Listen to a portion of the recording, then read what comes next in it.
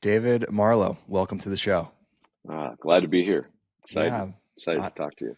I'm excited too, and excited to explore this concept of Ikigai, which I think a lot of us have heard of. Maybe we've done a shallow dive into it. Maybe we've done a deep dive.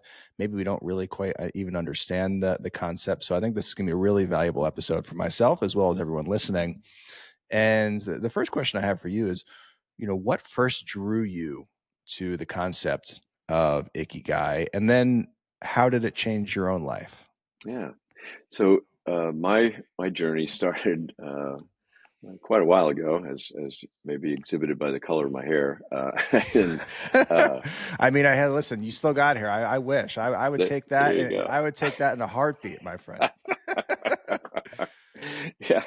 So a number of years ago, I could tell that my corporate career wasn't going to end the way I had originally planned. I was running a lean transformation at a great and storied company. They were open to innovation and changing, afraid of being static, and so I had introduced that concept and was responsible for that. And those things have a way of kind of wearing down. Just companies get tired of the latest thing or they want the latest thing, and so that sort of weighed down. And I thought, well, I better start getting on LinkedIn before I need a job, right? Because the last Right. time you reach out to people like, hey, I'm out of work, what can you do? And it gave me an opportunity just to start writing. I was just writing what was on my mind. There was no plan. It wasn't marketing anything. It was just like, these are things I think about and stuff I want to share. And I started sharing it. And because it was that, I thought, well, this is a good reflection of me. Maybe I should get some feedback on that. So I asked some friends and colleagues, if I were to have a brand, this is before personal branding became a thing, but if I said, if this was a brand, what would this say about me? And I got some really good feedback. One guy in particular, Ken Gordon is his name. He said, I don't know about your brand, but you ought to look into Ikigai. I'm like, well, it's Ikigai. He goes, just look into it. And when I did, I found out that it was everything that I had always enjoyed at any point in my life. It told me, oh, I got a name for it now. The Yeah. very thing that I've enjoyed the most. And I began to do research and digging into it, and then obviously began sharing aspects of it, and that's where I'm at today. But that's how it got started. Very Yeah. cool. Very cool. And it's funny how just the process of, regularly writing your own thoughts kind of led you on this destination and on this journey rather. And I just think that speaks towards the power of writing and just the ability that we have to connect the thoughts in our mind if we actually just force ourselves to sit down and write on a regular basis. And I actually was watching a video on that this morning, and it's a habit that I'm looking to institute on a more regular basis. Is just kind of sit down and write for 5 to 10 minutes a day.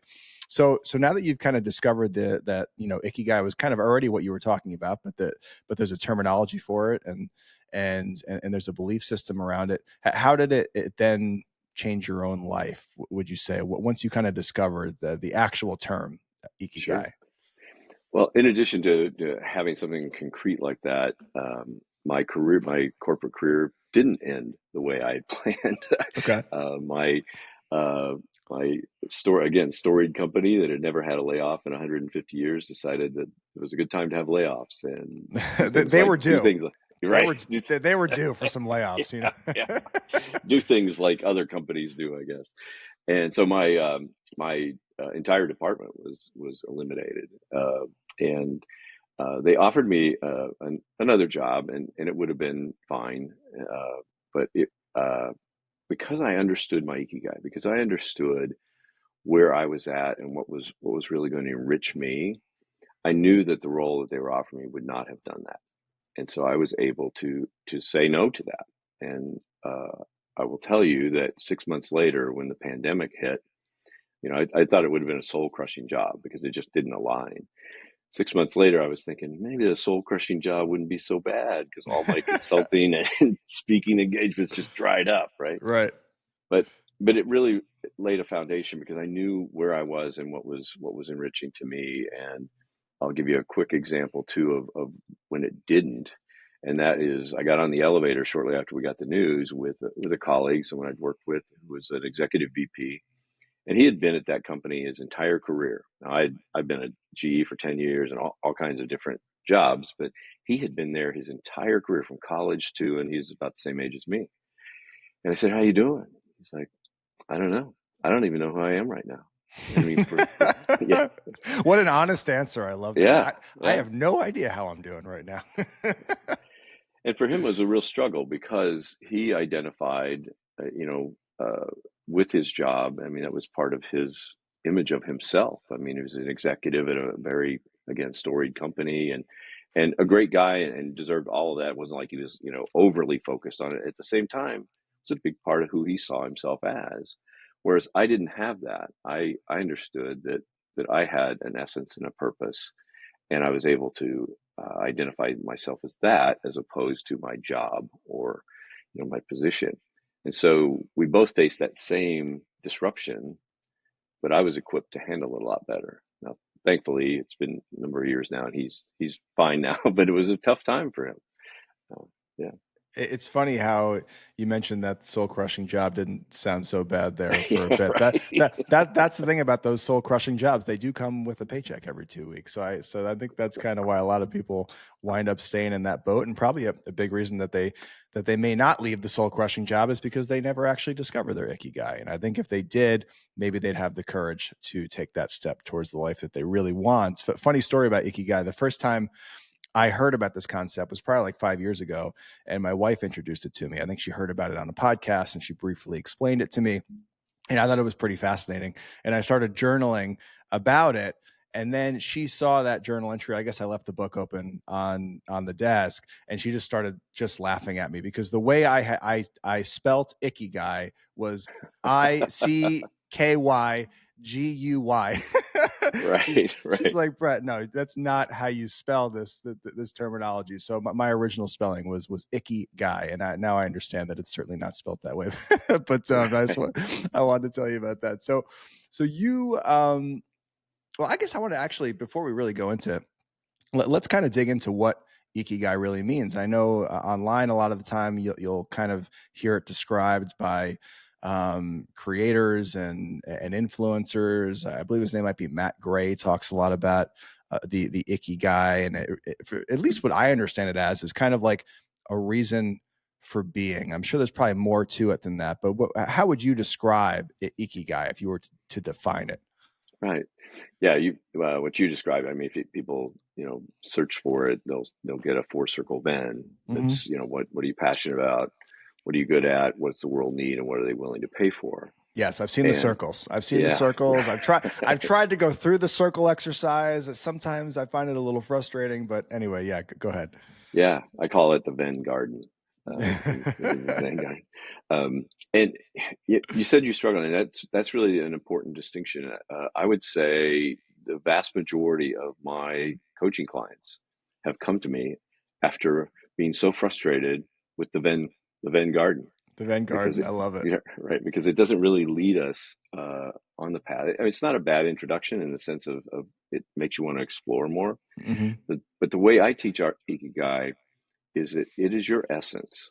It's expressing your essence, who you are at the deepest levels, your purpose, your talents, your skills, your passions, your calling, all of that in harmony with whatever you're doing. So when you think of Ikigai that way, that's whether you're enjoying an espresso. I know you are an espresso lover. That's That right. that came up in my research for the episode. Yeah, it's probably top Google. I'm a grandfather and an espresso lover. Those would be in the order. uh, but yeah, in anything that you do, and I'll share really quickly, like my kind of my career path and life path. I was a disc jockey for a number of years.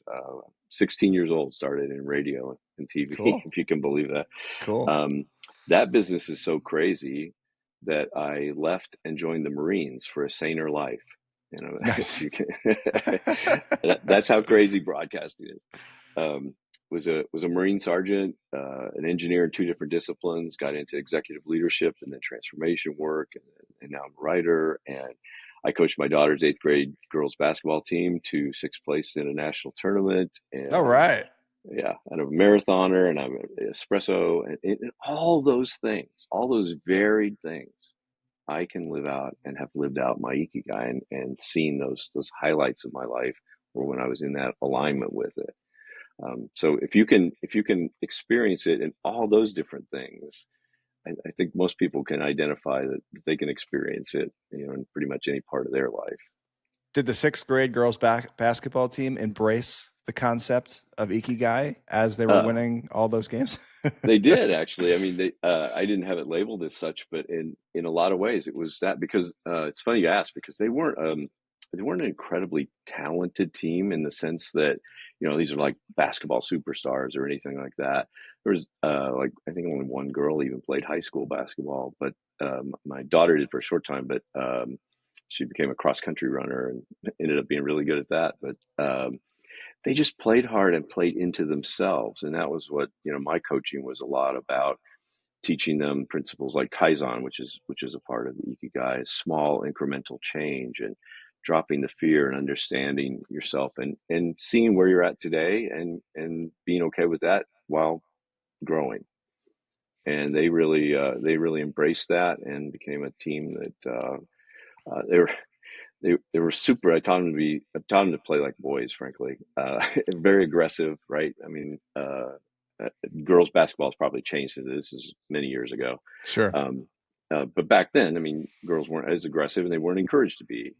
And so we played a full court press Love all the it. time, the whole game, and they were just fierce about it. Um, and we even had one team at halftime. I remember we were I don't know how much we were up. We were up a lot, but the girl on the other team was like, "I don't want to go back in. Those girls are too tough. We can't keep up with them." I love it. Oh, It's funny you brought up the term Kaizen. I had a guest on recently, Jeff Fenster, who's a pretty well-known entrepreneur, and that's kind of one of his mantras and words that he lives by. And we spoke about Kaizen a little bit. I didn't realize it had a connection to the Ikigai. So I guess the next question I'd like to ask is, why do so many people struggle to find their Ikigai? yeah. I think it's because you're looking for that one thing, right? Like, what's my perfect job? What's my perfect mate? What's my perfect this or that? Mhm. Whereas that's why when I teach Ikigai is it is your essence and your purpose. So it's more about you being expressed in many different ways. So you can relax. You don't have to find the perfect career. Thank God, because I had about 15 different careers. uh, and um, and you get hung up on that, and then it becomes a stress thing. Whereas again, if you apply the principles of Kaizen is about dropping fear. It's like, what's the next small thing that I can do to move toward what I want to be? The other is, our ikigai is covered up. Really, I mean, it's there. It's I also uh, push back on anybody saying find it. You don't have to find it. It's there. It's more a process of uncovering. And so it's that uncovering of yourself, and that's can be hard, right? But that's the process of doing it, and it's more than finding the right job or the right person to build a life with or anything like that. It's really about just being the most you that you can be. So, for someone who feels a little bit lost in their career or their personal life, where do they start in I don't want to say finding or discovering, but where do they start in uncovering that Yeah, ikigai? yeah.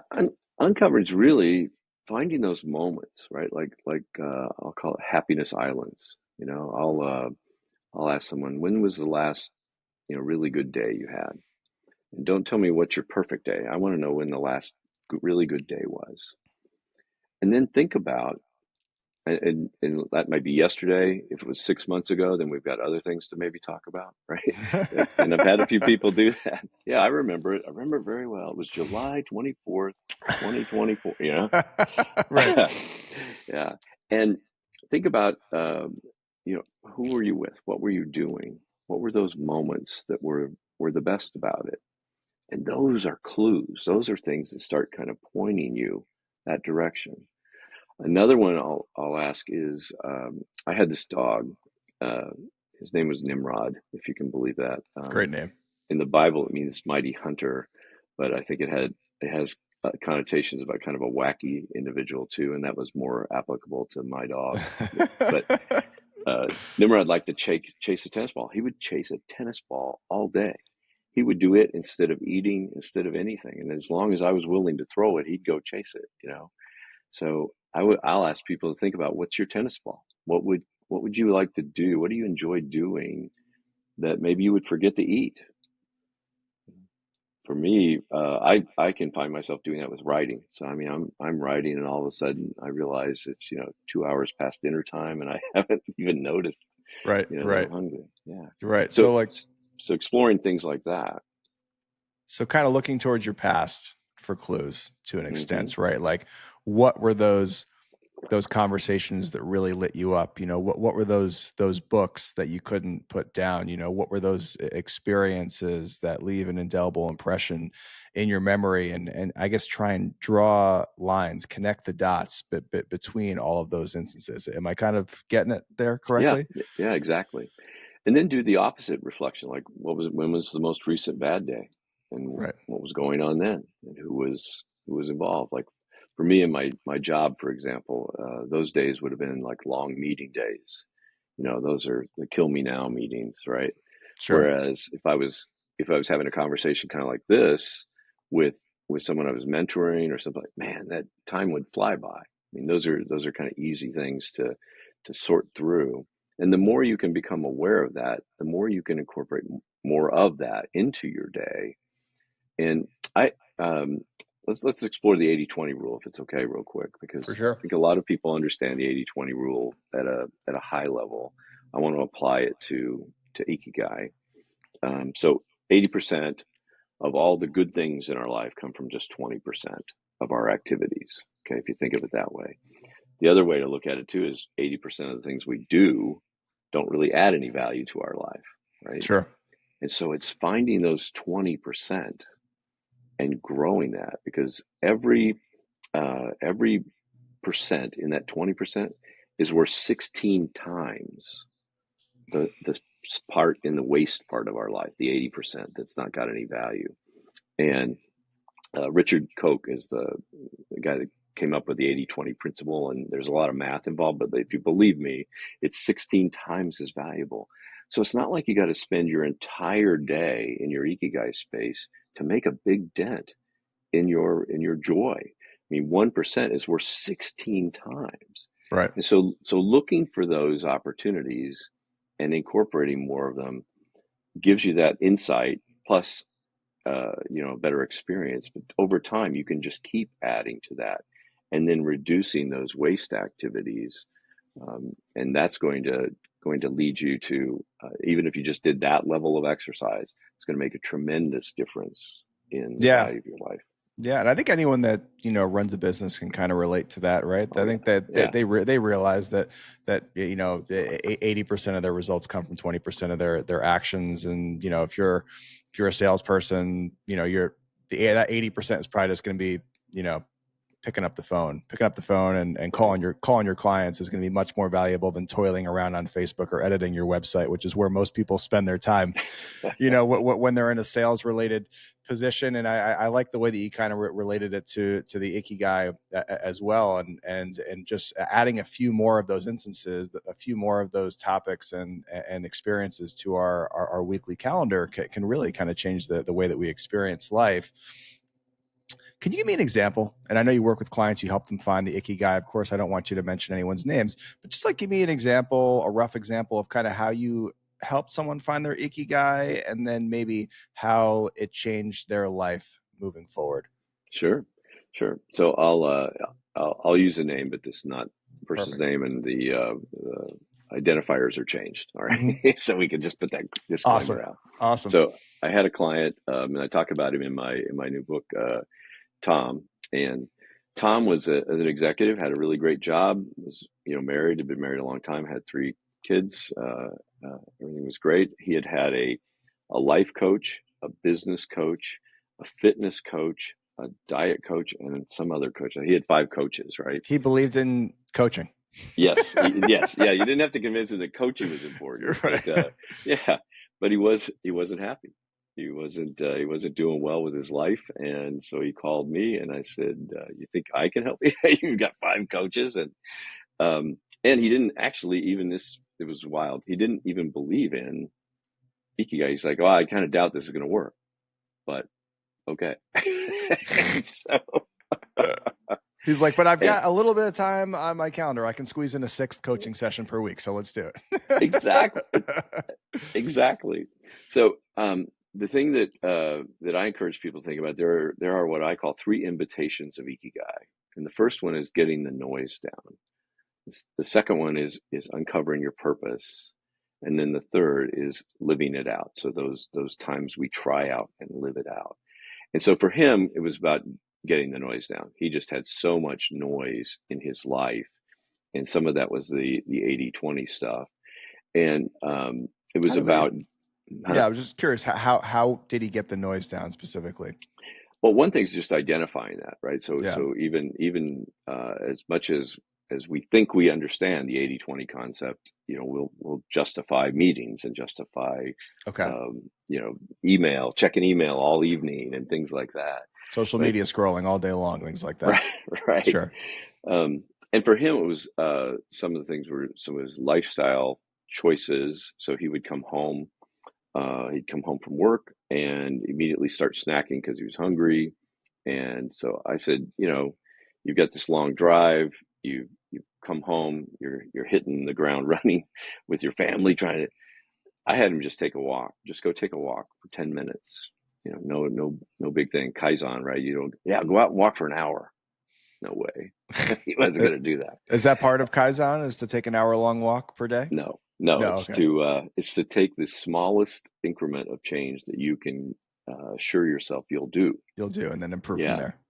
Got it. yeah. So that he would start doing that, and that kind of broke the chain of the intensity thing for him. I got a certain level of noise down, and kept him from snacking before dinner, which then he was still hungry for dinner and ate the actual dinner that was healthy. His wife was trying to make good food and all Yeah. that. Remember, You're, they had a nutrition coach or a yeah, I was diet gonna say coach, right? you're gonna put the health coach out of business like that, David. You got to stay in your lane, man. Come on.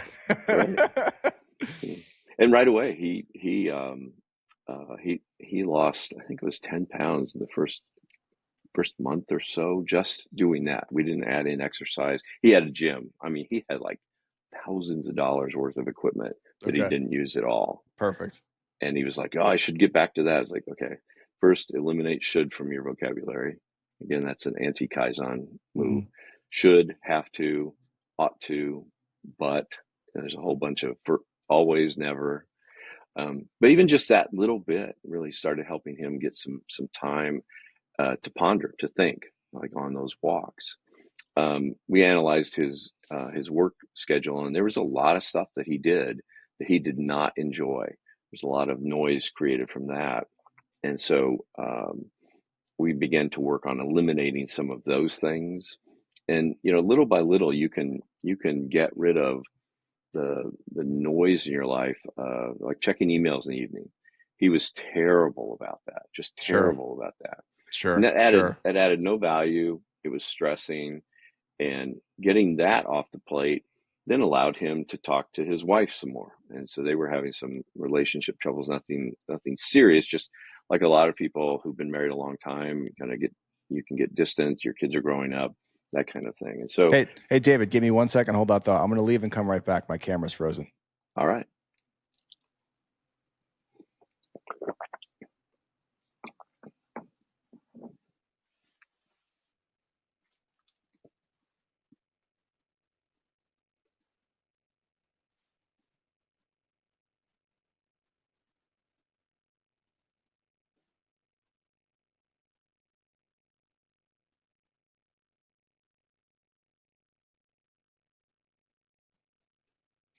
Sorry about that. Been having some camera issues recently, but my editor will No, splice this all together and make it sound like that's it, okay. it didn't even happen. So anyway, where you were picked up there, you said he had been shutting down email. He was talking to his wife more often. Right, right. And then once we got some time, right? So some capacity. That's probably the biggest thing is when you're investing a lot of time in noise related activities, you're both worn out and you don't have the energy and the time to invest in the good activities. Sure. And so I got him to start thinking about his purpose. So uh, again, Ikigai is your essence and purpose in harmony with whatever you're doing. And your essence, man, that is some deep dive work, and that can take some time. And so I encourage people to really focus on developing what I call an Ikiverse, and that's just a purpose statement. So my Ikiverse, for example, is I encourage, empower, and enable people to be all they were meant to be. And that is my guiding principle. And I look for things. Is this encouraging, empowering, and enabling people? And if it's not, then I might question whether I want to do it. It's a great Right. Ikiverse. Okay, can I just take that Well, one? thanks. Sure, sure. So he turned down the noise, and then you kind Mhm. of, I guess you just kind of encouraged him to start thinking about his essence, thinking about his purpose, just kind of make it more of a topic that he focused on. Right, right. And started talking about, what were the things that he really wanted in his life. And one of the things he mentioned was travel. He wanted to travel. And his wife did not want to travel for whatever reason. And I said, well, okay, let's explore that some more. What does travel mean to her? And so on one of his walks, he invited her to go for a walk, and they started talking. And in the talking, because he could express to her, what travel meant to him, and this was some of our purpose work. Travel meant to him was exploring and seeing new things. She thought he wanted to explore like outrageously new things, like parachute into the Amazon and cut your way out, kind of Right. thing. He's like, no, I haven't been to Paris, and I'd like to go to Paris and drink espresso. I'm not trying to do ayahuasca in a teepee. Right, I'm just exactly. trying to walk down some cobblestone streets. Right, right. Well, suddenly she's on board because, for her that represented a thing she couldn't possibly imagine doing, and for him, he's thinking, I I always encourage people to ensure that they're talking things through. I call it my Monday night football conversation because my wife and I think we do a really good job of communicating. We've been married over 40 years, but every so often we'll have a thing like it was a Monday night, and my wife said, I suppose Monday night football tonight. I said, no, Monday night football's over for the season. And she goes, okay. So then she comes back later, and I'm watching a football game, and she's like, wait a minute, I thought you said there's no Monday night football. I said, there isn't. This is, like it was some bowl game or something. It Sure. was, a college football game. And so to me, there's no Monday night football. Monday night football is dun, dun, dun, Right. dun, Yeah. right? To her, Monday night football is football on Monday night. So, Right. I hear that. so, Great theme yeah. music, by the way, that old Monday Night Football Oh, song. My son, believe it or not, who's about to turn 3, loves that song right now. He makes me play it like every day, and we just do circles around the kitchen holding a football. So anyway, a little side story there, but but anyway, keep going. oh, I that's I fun. want to hear about how this guy's journey proceeded. Yeah, that's fun. We worked on our Ikiverse, and one his Ikiverse. I won't share it just because it's a little too personal. But his first draft on it was like a mission statement to maximize value in my life and this and that. And I Right. was like, You're like, chill, no. bro. That's not what we're doing. Right. We're gonna drive more revenue in Q4. Like, no, that's not it. Yeah. Yeah, but I encourage him to think, and I would encourage other people to think about, what are those words? Like integrity was important to him, and so we explored where integrity, came in, and integrity for him was in this sense of what I also teach is integrated. So an integrated self. There's an element of that in our integrity, and when we're not living in that level of integrity, we're disintegrating. And so we explored, what is an integrated self then? What does that mean to you? And that was living his values, and travel was a part of it. And that's how we facilitated then that conversation, with his wife. And they have since gone on many wonderful trips that didn't involve anything, like you said, like a shaman in Right. the middle of the Amazon or anything Nice. like Good for that. them. Yeah. And and then because he had a sense for his purpose statement, his Iki verse, he was able to have a conversation with his boss and say, I don't really enjoy this, and this. Like for me, I used to manage big budgets, like hundreds of millions of dollars, and budgeting for me is just like Right. I'd rather do almost anything else. Um, and he had some things like that, and he shared his verse with his boss. His boss said, "Oh, that's cool." He was very supportive, and they talked about reorienting some of his duties and opening up some areas where maybe he would be enjoying it more. And he had that same level of conversation with some of his employees, like his reports, and some of them were looking for career opportunities to take on the budgeting and some of the other things like that. And so through that also helped with getting the noise down, because there's a big part of his day doing stuff he hated or didn't or was tired of, or whatever. And then it's also enriching for the people around you, because you're able to have that similar conversation with them and support them in that. And over time, like I said, he lost 10 pounds almost right away. He had some distance with his son, who was going off to college, and he wasn't just felt like he wasn't connecting with him. Because his noise level got down, he was much calmer. Because he was calmer, he could do things like he liked to work in the yard, and he liked his son to work with him. But everything was always so hurry up, let's get this done, that he was kind of a pain in the neck to be, like the dad that yells about the wrench when you're doing the car work, right? The stereotype. It was kind of that. So when he got his noise level down, he was much calmer, and he was able to talk with his son about things and really lower the pressure level and perfection of getting the yard work done. And that began a conversation between them and started facilitating them spending some more time together, doing those kinds of things before he went off to college. And so once you get that going, we create a vicious cycle, right? Like we're busy, we don't have time for things, so we don't do it well. Maybe we have to redo it. We're spending all evening doing email instead of spending time understanding ourselves or our loved ones, or doing the things we enjoy. And it creates this vicious cycle of just repeating noise and noise generation and disappointment. We want to get a virtuous cycle going where we get that noise level down, start adding in those things that add value to our life, remove those things that take the value away, and get that virtuous cycle going.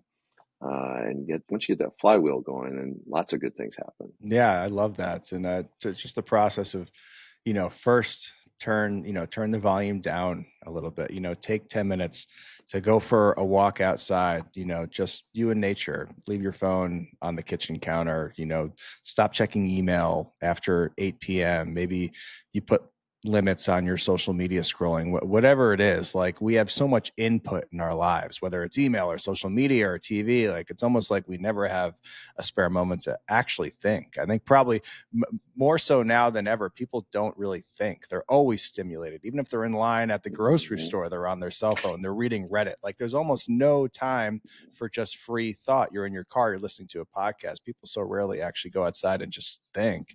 And I think just that one little tweak, and whatever that means to you, maybe it's a walk, maybe it's social media limits, maybe it's all the above, could kind of help us get more in tune with what really lights us up in life. And then I write, and I think kind of summarize what you said, we need to kind of look towards our past, look towards those events and those things that have really lit us up and made us feel alive in the past. Start to think of what our essence is. Start to think of what our purpose is, and then do our best to break it down to a concise. It was an Icky verse, I think you called it.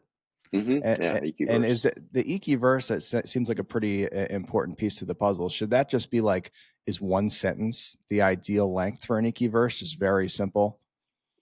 Yeah, you want to be able to remember it and state it and share it with other people, and so that they can support you in it. Hmm. And once you have a sense for that and you can express it, now others can support you in that. Right.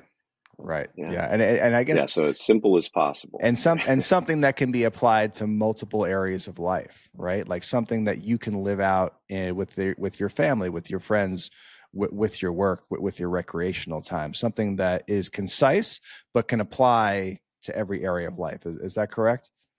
Oh yeah, absolutely. I mean, I find ways to apply it to spending time with my grandkids, and just pouring love into them. Is obviously an encouragement and empowerment, right? Um, and even just enjoying espresso, Yeah. the idea that I'm going to enjoy that and I'm going to learn something about myself in doing that, and maybe even through my enjoyment, I know a lot of people have taken up running and espresso drinking because I share about it. Some of them are mad at me because they took up running, but once you're addicted to running, it's kind of it's all over. Yeah, you know, But caffeine and cardio is a hell of a combination. there you I did a go. little bit of that this morning, and you know, I'd imagine that just daily cardio also could help people find their purpose and find their essence. I think there is just some science behind the chemicals that get released when you're doing cardio on a regular basis that just make you feel more optimistic about your life and enhance your creativity. So I think there's probably something there too. That just daily exercise is going to make this whole process a little bit easier for you. Yeah. Yeah, and anything that gives you, like you said, some opportunity to break the, Mhm. the chain of things, whether it's, maybe reading. So I had one client that he was having some issues with work, and he'd been promoted to manager, and like a lot of companies, they didn't do any prep work for him. He said, "Oh, you're now a manager. You've done so well as an individual contributor. Voila, we now knight you a manager." and so part of his development work, I encouraged him, to start reading some books and things like that. And he had no time to read. I'm like, really, no time to read? No, no time to read. And he was a new father too. I mean, you have a young son, you can imagine. Sure. And I knew this guy, and I had gotten to know him, and I could see, just even looking at his office, he had all kinds of geeky stuff around. I said, "Do you ever watch The Big Bang Theory?" He said, "Well, yeah, sure." I said, "You ever watch an episode you've seen before?" He goes, "Oh yeah, all the time." I said, "How much time does that take?" Like 30 minutes. Okay. If you read 15 minutes a day, you could finish 12 regular length business books in a year. And he's like, "Oh." It's like, I'm not talking, it's Kaizen, right? I'm not talking about hours and hours and hours. 15 minutes instead of watching a rerun of The Big Bang Theory you've seen three times, right? It's a good show, I get it, but maybe It you is, don't need to yeah, see that yeah. one three times. It's not that good. Right, right. Yeah, and part of that was, he's going home, he's tired, Sure. maybe you got the kids to bed, and he just turns on the TV and mindlessly does that. But that really is noise, and that's an opportunity for you to do something. And again, Kaizen is the key, because you want something that's simple, that's small, that gets you going, but will eventually get you there.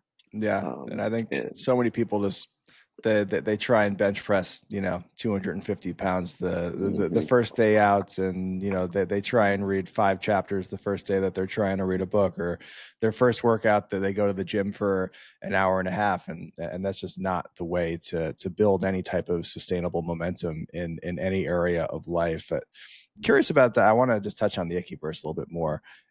mhm. It is it common for that to change over someone's life, or do you think once you find it, you should really commit to it and do your best to stick with it? Sure.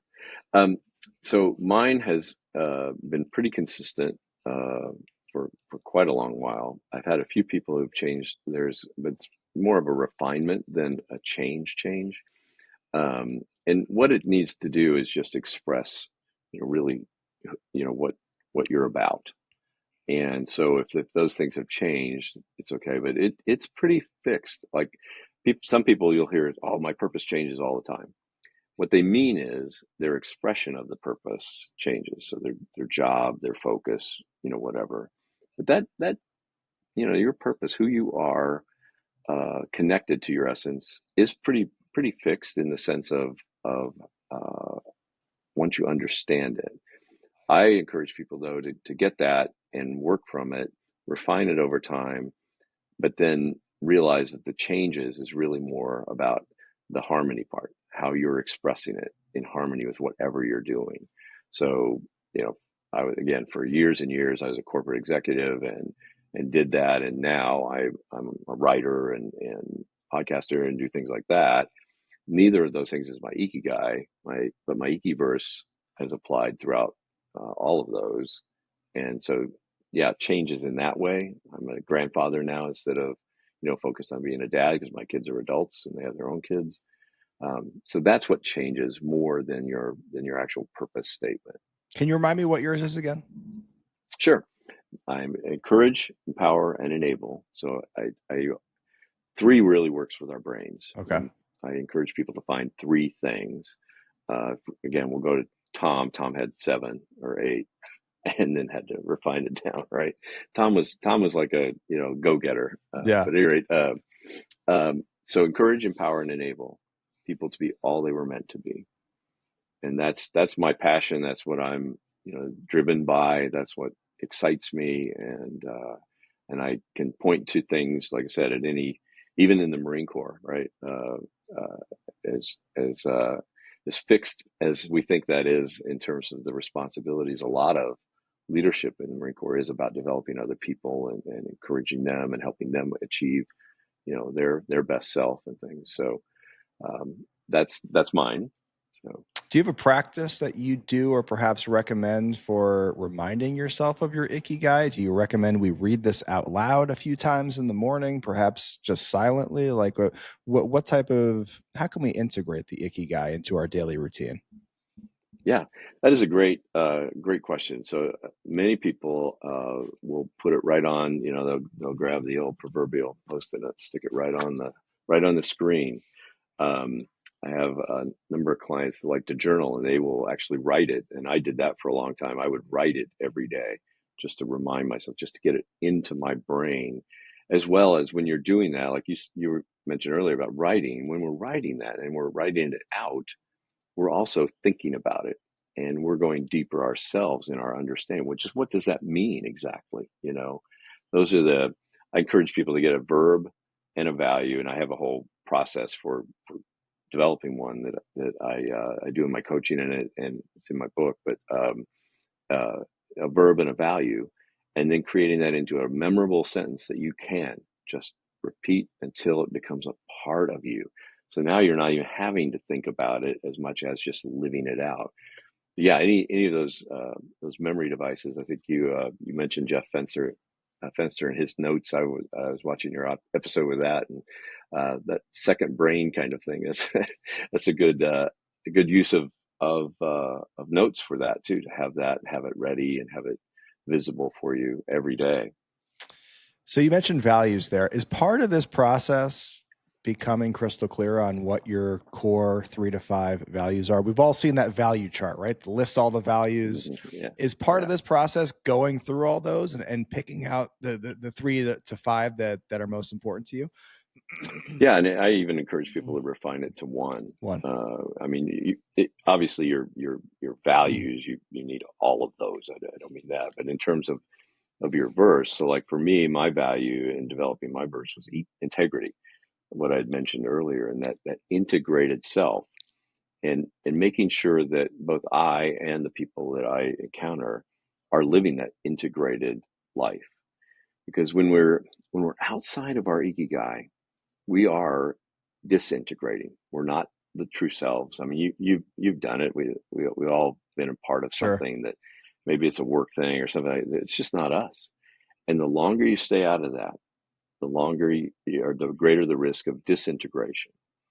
And eventually we just kind of start hiding ourselves uh, to be able to survive in that world if so much of our time is out of our integrated self.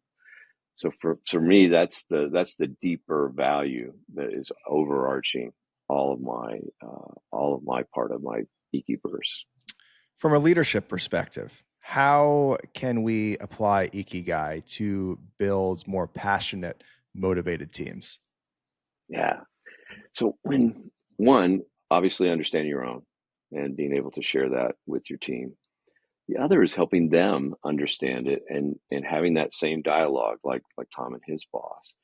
And I would often ask when I was leading teams, what is it that you want to do more of? What is it you want to experience more of? And how can I help you do that? And when you can align somebody's purpose with the needs of the company and get those matched up, man, that's when the magic happens, right? Because now you've got people in their space and they're delivering for the company what the company needs at a high level. Because again, at 20% is worth 16 times. So when I was in spaces where I was helping people or teams or product development or whatever, applying that, I was 16 times more valuable than when they had me doing budgets or attending meetings, right? And so as a leader, the more you can do that, one, you're helping that human, right, Mhm. become more themselves and more what they were meant to be. But beyond that, I mean, it's a win-win. I mean, it's a cliche, but that's the ultimate win-win, right? The company benefits and you benefit, and everybody is prospering, including the customers on the other end too. I love it. I love it. David, this has been an awesome conversation, man. Thank you for being with us today. Oh, it's been my pleasure. It's been my It's pleasure. been a lot of fun. Where can everyone keep up with what you got going on these days? Oh, okay. So I'm on LinkedIn a lot, but I also have a newsletter, IkiQuest. All right. So the quest for Ikigai, and that's at ikiquest.substack.com. And then, if I can, you can also learn a lot about what we talked about today in my new book, The Ikigai Way, and that's available now on all the bookstores and everything that's there.